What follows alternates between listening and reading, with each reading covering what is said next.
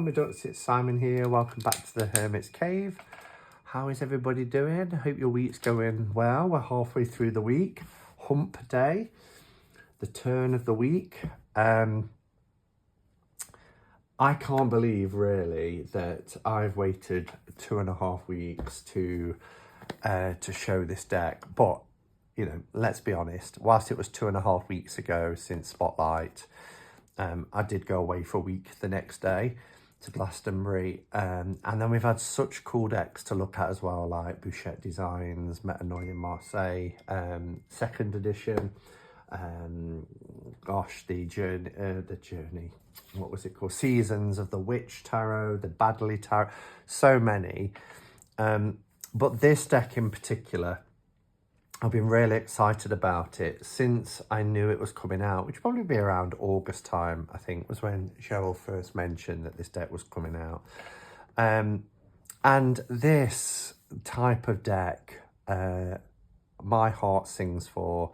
I love art that is of inks and paintbrushes, and, you know, I'm not against graphic art or computer generated art. I have my views on AI, but I'm talking about, using tools, and there are people who create with using kind of like iPads with brushes and things like that. That's all great, you know. But when I see like pastels or watercolor or oils, I just love it. There's just something, when I get a deck like that in my hand, it just really sings to me. So this one I really like the look of. So it's Visionary Woman Tarot. It's by Kristine Gorman. There is a foreword by Bennabel Wen in the book as well. Now, Kristine Gorman, all I know about her really is that she's an established artist, and she classes herself as a tarot reader, but more of an intuitive tarot reader. It's published by Weiser Books, Red Wheel, Weiser, and I think it was probably first released around September time in the US, but we've just had it in October. It does include a 78 full colour deck and a 160-page full colour guidebook as well. I'm just going to read the back to you. So it says, featuring the magical art of Kristine Gorman, Visionary Woman Tarot captures the essence of the Rider Waite Smith deck, but expands it to tie the mystical to the everyday. Brilliant. Stimulating the unconscious and psychic parts of yourself in order to obtain practical, real-life answers to personal and profound questions. You do not need to be a woman to access Visionary Woman Tarot. Really pleased they put that as well. The archetypes portrayed here, including Rachel Pollack as the world, and also Rachel was the inspiration to Kristine because she classed Rachel as kind of a mentor, and I thought that was, you know, Rachel was a lot of people's mentors, wasn't she? And so I love that tribute. Including Rachel Pollack as the world, have a vibration that is otherworldly and expansive. These cards are spiritual wisdom nuggets designed to nudge epiphanies, make real change, and find soulful solutions in your daily magical life. And then Bennabel's put here, Visionary Woman Tarot is talismanic, luminescent, comforting, get my words out, and soothing magic. Kristine has charted uncharted territories for us, blending surreal elements and abstract forms with relatable human portraits for an unforgettable reading experience. And then it just says here, Kristine Gorman's artwork has been displayed in galleries throughout the United States and can be found in private collections worldwide. So, 2-part box. I mean, just look, that gives you a sense of how rich and gorgeous these colours are. It's a matte box with spot gloss, sturdy, nice. This is the book. As you can see, full colour, so we get the image here, a large thumbnail image, and then a little bit about the card.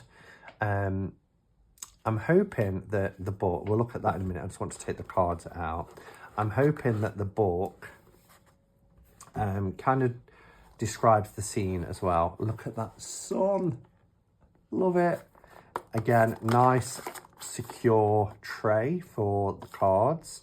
Got this yellow ribbon, it's very in keeping with the sun. I love that sun, I could have that as a tattoo. I really love it. Nice, and yeah, no cards can slip underneath or anything like that. So I always find, I always like to find, I should say, decks that, boxes that house the decks really well and secure like that. Okay, we'll put the cards to one side for a minute. I'm going to bring the camera down. Okay, so I thought we'd have a quick look at the book. I mean, it seems, oh, I like the way it's separated as well. It seems to me that it gives quite comprehensive meanings. Looking at, so let's go to the majors first. So we'll look at the star card. Look at that image. The universe has your back as you align in harmony with it. Influences are at the ready. The glow of epiphany and the heavens are upon you. Your instincts are blessed, so trust them. A plethora of pixie dust has entered the situation. Love that. Look up and around to find the breadcrumbs from the fairies, ancestors, angels. A happy trifecta of goddess abounds, magically combining your gifts. Heart alignment and timing with the energies of right now. X marks the spot. Clarity and light in the unconscious, sorry, the conscious and unconscious. The star reminds us we are all part of the same energy. It all comes down to the meaning of serendipity, where it's at, making sure we do not let the earthly doubts get in the way, and then get a reversed as well. Doesn't seem to perhaps explain, but then the artwork is quite expressive anyway, so perhaps we don't necessarily need to say, here we see a lion, you know, whose face is side by side. Actually, that doesn't have a reverse, does it? Unless it's on, oh, you get a lot. So it's interesting because on some you get like a paragraph, and then here we get quite a lot of text for the upright meanings, and then the reverse is on the other side. So, oh wow, look at the Emperor card. Okay, just scanning through to see if it kind of references. But anyway, we'll have a look at the, so we've got the acknowledgements. Forward by Benabel Wen is on page 7, and it looks like there's quite a bit of text there. And then we get the introduction, and then major, minor, and spreads. So, I mean, it's a pretty comprehensive book. It's mainly focused on the cards, which I like. So, it's nice and supple. Nice book, matte finish. All right, the cards. I love this gilding. Can we just talk about this gilding for a second? And I think on the night when we did Spotlight, there's a couple of decks that had this. It's almost a cross between silver and gold. It's very pale gold. It's really beautiful. I really like it. Really stands out. These are the backs, which are these two, which look like old Roman coins, which are really interesting. Oh, beautiful. I think it's a standard tarot size. Can you get a sense of these things? Yeah, it is. I mean, if anything, it's a slight, but I mean, that's really splitting hairs. It's literally a hair taller. All right, so I'm going to bring the camera down a little bit further even. Okay, so the cards are gorgeous. They are matte, as you can see. They have that soft, silky finish. They make that noise. They're probably about the right thickness. I wouldn't say they're like 350, maybe 330, but they've certainly got that core and spring in them. Really, really nice. They've got a black border on all sides and a space at the bottom for the title. But look at the artwork. So here's our fool just starting out on the journey. Now this is rooted in the RWS tradition, so it makes it quite familiar for readers at all levels, I would say. Well, particularly if you're used to reading with RWS. So it's not a pip deck, it is scenic. The colours are really bold, very expressive, very modern. I love the modern take of this. This is from the cover of the box, our High Priestess. And the idea is that this deck depicts a full range of human emotion and lived experiences. I mean, isn't that just the most incredible Emperor card? Emperor card is one of my least favourite cards. I mean, I've seen some beautiful Emperor cards. I'm thinking of something like the Spacious Tarot as well, with just those row of poppies, which is incredible. But this is something else. I love it. And if I didn't mention it at the beginning, I think I did, but each card is hand painted.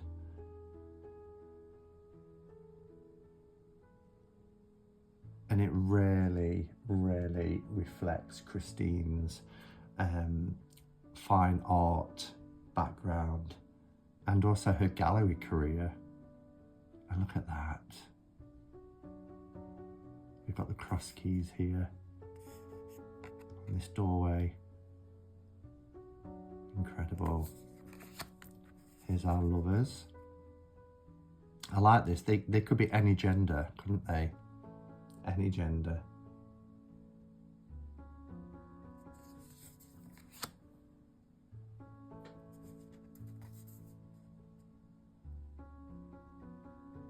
And the deck, you know, is designed to connect with the mystical and the everyday, to connect the mystical and the everyday. This kind of reminds me a little bit about like Mary L. I'm getting Mary L vibes. Don't know if anybody else is. I mean, look, those eyes, so soulful.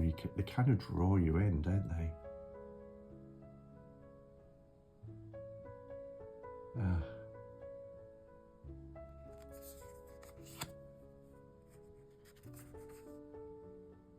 Look at that Hermit card.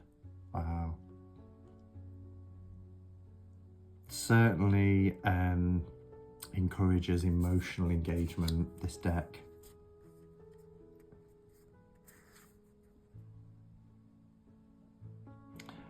And you know, the deck is called Visionary Woman, but as it said, you don't have to be a woman to work with this deck. It refers to both the empowered feminine archetype, but also Kristine's own journey as an artist and spiritual seeker. You know, she is the visionary woman who's created this deck, as well as it appealing to the archetype within us all. I love this hangman. Again, as an artist, you know, why would she not use that death?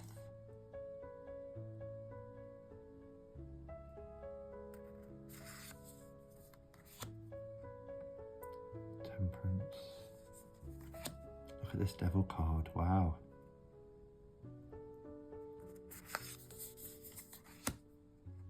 The tower is the spinal column, isn't it? This looks like wow.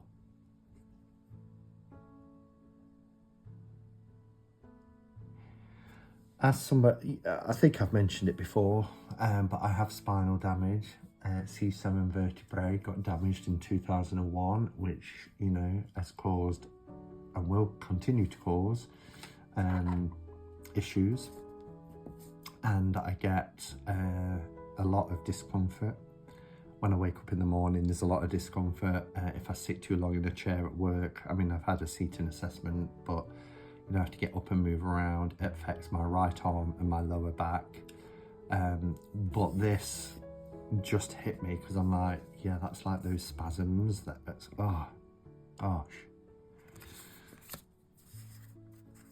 The star. Beautiful. Very emotive, very expressive. The moon's beautiful, isn't it? I love this sun.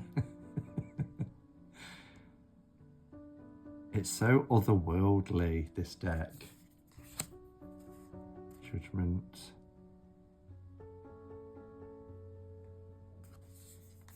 And then we have Kristine Gorman's mentor, Rachel Pollack, which is a lovely tribute. Yeah, just a really lovely tribute. See Rachel honoured in this way.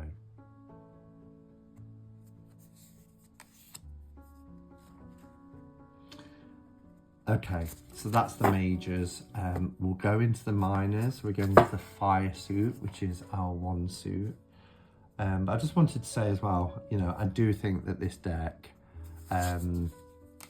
is suitable for all levels of tarot knowledge, because I think it promotes self-reflection, and you don't need to be skilled in that, do you, for self-reflection. It's a deck of empowerment and intuitive growth, rather than, you know, predicting alone or having to know all the tarot meanings. This is, you know, this is igniting my intuition and get those hits with it. So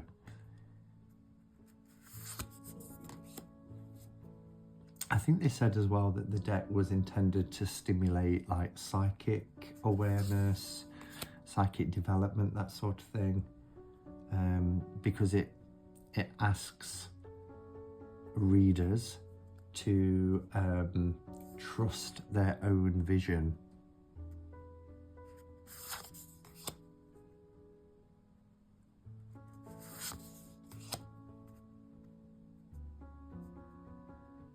I mean, for me, this is going to work beautifully for those colours. Look at that blue. It's going to work beautifully for personal readings, deep personal readings. Perhaps some journaling.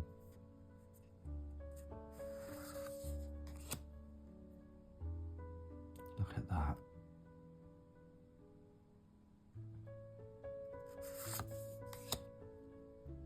I mean, the visuals are really vivid, aren't they?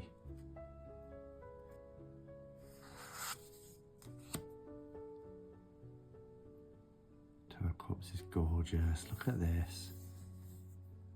Wow.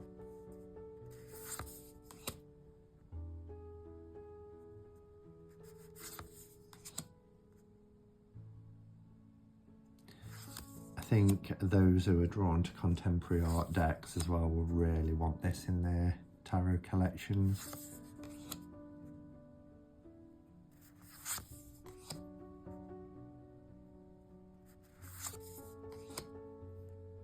That's quite pippy, I like that. Look at the 10. We've got the rainbow, we've got the cups in the rainbow. Look how they're all different. And they're illustrated. The family home. Beautiful.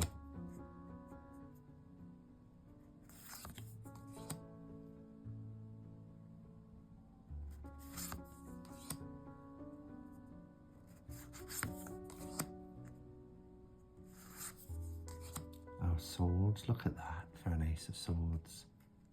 Love it.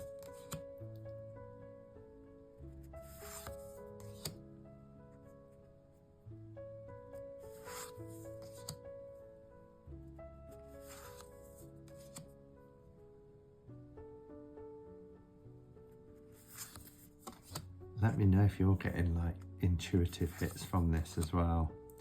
I mean, look at that. Isn't that stunning?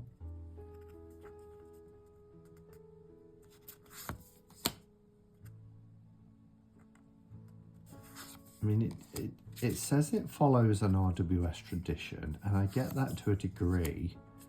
I mean, we're seeing here, aren't we, 10 of swords, and there's a person with 10 swords in their back. We've got the clouds, but it also depicts a lot of different images to that of, I love this, that of the RWS. This is like the one on the back. Look.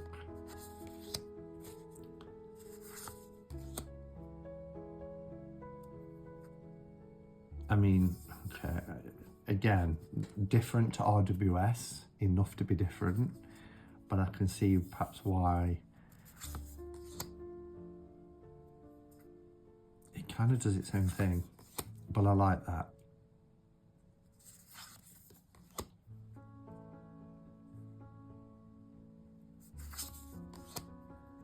Oh, how beautiful, going through the crack. That's poignant.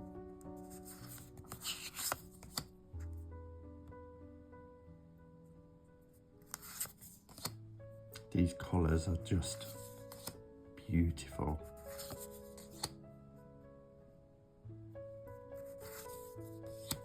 Oh, look at that night.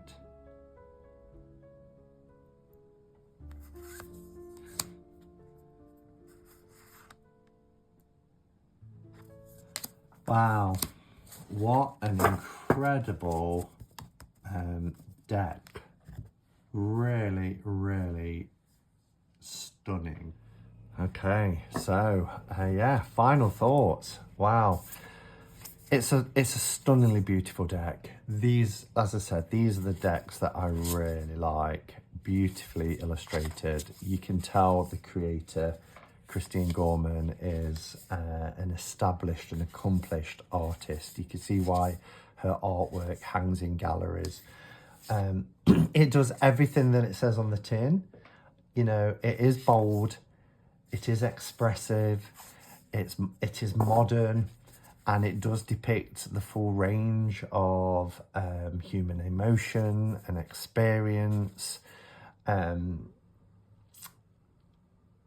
It also said, what was the phrase? It's there to connect the mystical with the everyday, which I can see that too. And for me, I know that this will promote self-reflection and develop my intuition, because as I'm going through each image, as I just did with the full walkthrough, you know, I'm getting those hits from it, that those that kind of hit you right here in the heart chakra. Yeah, and I think it's going to be a deck that I use for deep personal insights, and I'm looking forward to getting to know it a little bit better. Let me know your thoughts on the deck if you've had it. I mean, it's only been out a couple of months in some parts of the world, and even less than that over here in the UK. But if you do have it, how have you found working with it initially? If this is the first time you're seeing the video, let me know your thoughts on it and how you think you might work with it if you want to get it. Don't forget to check the deck out at Oneness Emporium. There will be a description in the, there will be a link in the description of this video. And as always, you can get 10% off at checkout if you use the code here, which is Hermits10. Because you watch this video, and it's Cheryl's way of giving something back to our community. So, all right, thanks for watching, everyone, and until next time, go in peace. Namaste, and blessed be.